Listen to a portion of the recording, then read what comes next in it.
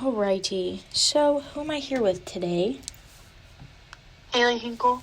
Haley Hinkle. Okay, so the first question that I have for you is, what do you think the most difficult thing for the majority of people in this country to understand about race and racism is?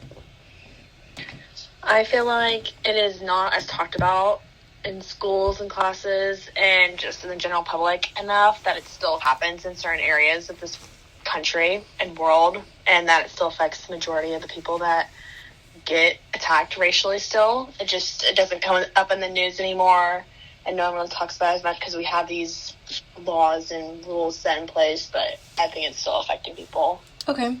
How were your personal thoughts and beliefs about race and racism formed? So, like, growing up, your parents or your friends or the media, how did that kind of form your beliefs that you hold today?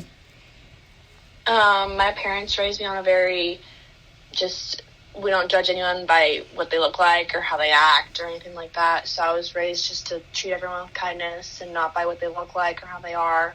I feel like when I got older, the media just really shoved in my face what people were saying and what we're talking about. And I thought that was very scary and weird that people were thinking these things about people just because of the way they looked. So I feel like I grew up just not to look at that kind of side of things, but the media really did shape everything and how everyone looked at it when they got older. Do you think that if your parents had different beliefs, then you would also have different beliefs? Yes, I feel like what you were raised and what was put in your brain at an early age is what you would think the rest of your life. So yeah, I do believe the way your parents raised you is how you go about living.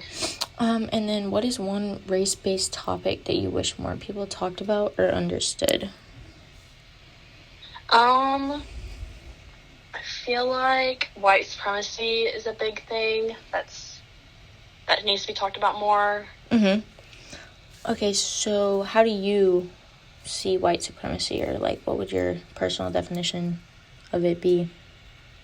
Whenever I think of the word white supremacy, in my head, it just means that the white race as a whole believes that they are above racial discrimination and that they are the superior and we're the more majority. But I feel like in this day and age, like, the majority is slightly changing, and just the more we have multicultural, diverse place, I feel like that's just not the case. It needs to be learned about and talked about, the white supremacy.